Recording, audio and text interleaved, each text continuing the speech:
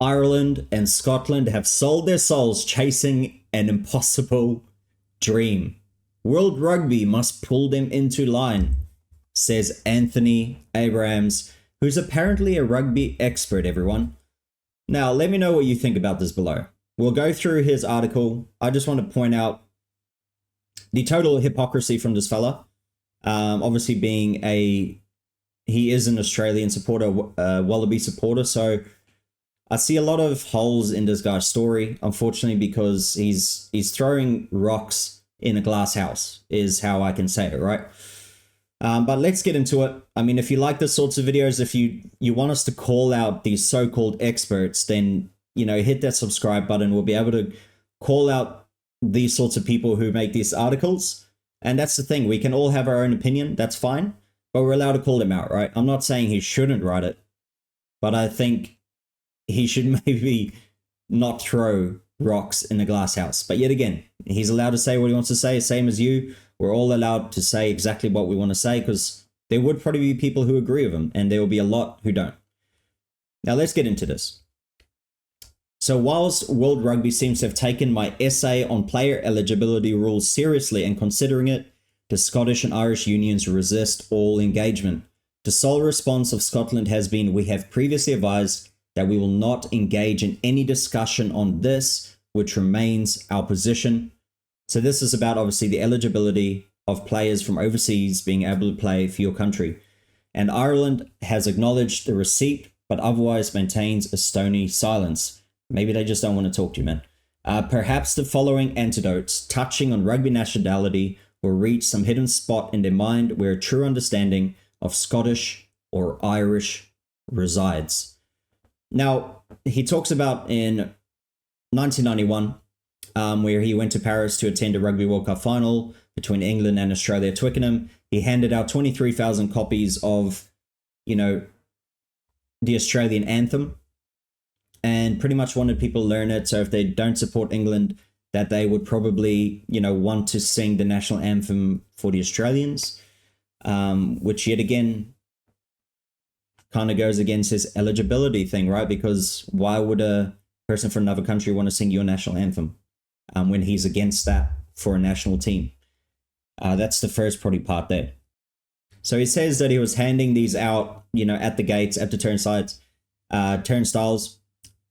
But as he says, but the memory I will always retain was that being accosted by a man with a heavy Scottish burr.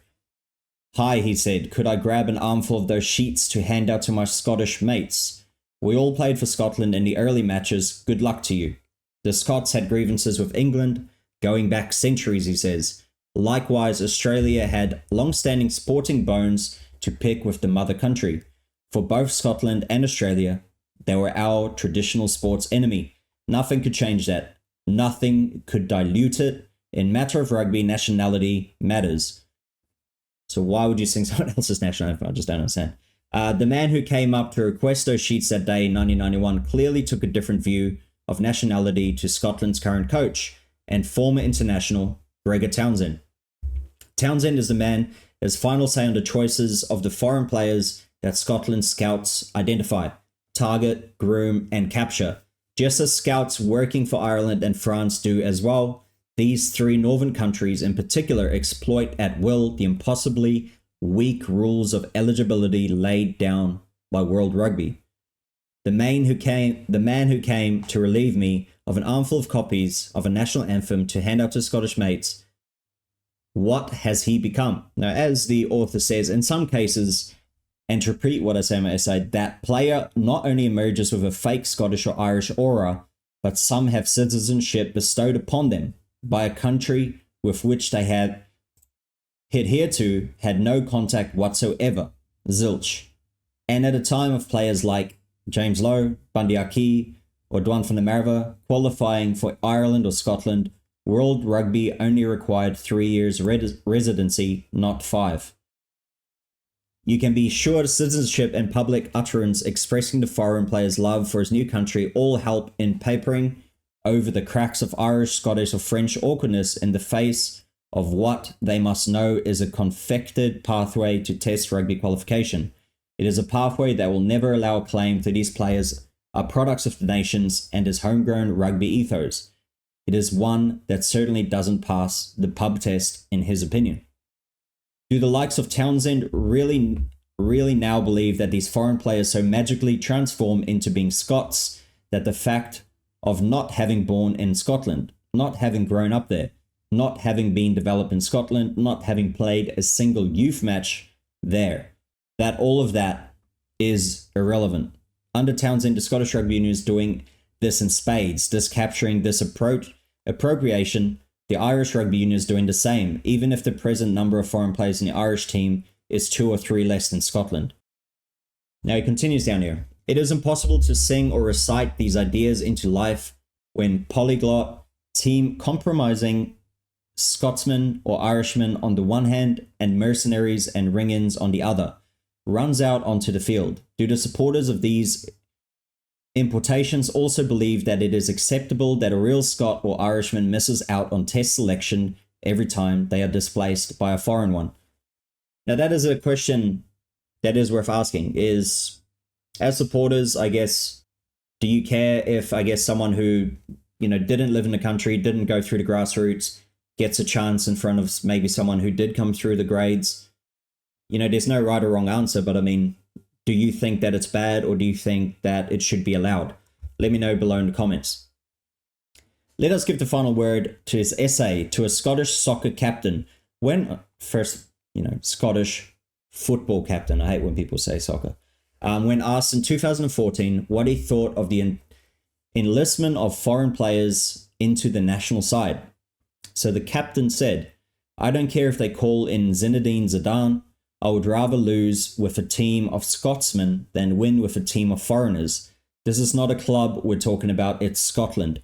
I know the players will definitely be against it. Anyone can understand that. Gregor Townsend surely understands that, as does Andy Farrell," says, what is his name again? Let's have a bit of a look here at Anthony Abrahams. So here's the Australian squad breakdown for everyone who's interested. So the foreign-born players is 10 from 42. So, I mean, the Irish one is about 25%, if I remember correctly. And I think the Scottish one is over 30%, if I remember. Homegrown players is pretty much about the same as the Irish as well. Then you can see here, so Painga Omosa was born in New Zealand, produced in Australia apparently, through residency in 2002. Taniela Tupou, Tonga, produced in Tonga, residency in 2017.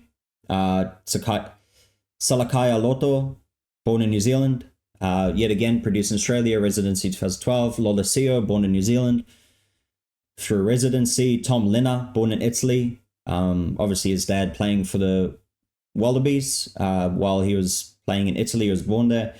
David Feluai, born in New Zealand, through residency again.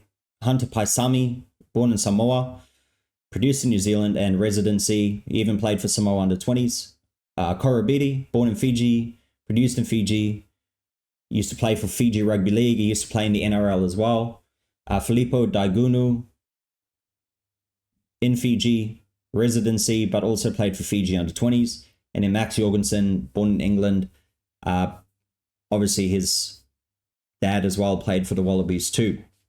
So obviously being born overseas as well.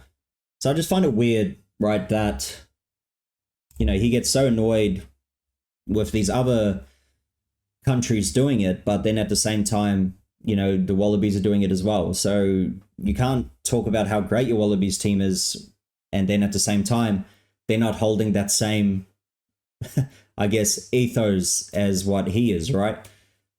So it's a different story if the Wallabies, only had one foreign-born player, or, they weren't actively bringing people in from overseas, then it's a whole different story. But that is not the case, Mr. Abrahams. So this is interesting. Let me know what you think. If you do see this around, if you see Raw Rugby, they do throw these kind of triggering, I guess, kind of articles out there on purpose because they want to get people worked up. But for him to write such a long article about something that his own country is doing, yeah, like I said, he's allowed to say it, but you're throwing rocks in a glass house. And I think a lot of countries are doing this as well, where they are bringing him over. I think they can strengthen the rules, obviously make it as they did now, 5 years of residency. So you can't just move there and, you know, boom, a couple of years later, you're playing for them, right? So minimum of 5 years, having to obviously play for a country before that, you got to wait 5 years, or residency, you have to live there for at least 5 years. But like I said, I'm open to it. As long as that person represents that country like it's their own, I don't care who you represent. As long as they have that same pride, they sing the national anthem, and they accept that this is their culture now, then I'm all for it. I don't care where you're born. You know, as long as you do it legally and you also love the nation, then bravo, I'm all for it. Let me know if you agree, disagree. Do you think the laws are a little bit too loose? And then what do you think about Anthony Abraham's take on the Irish and Scottish national teams? But thank you for watching, and I shall see you on the next video.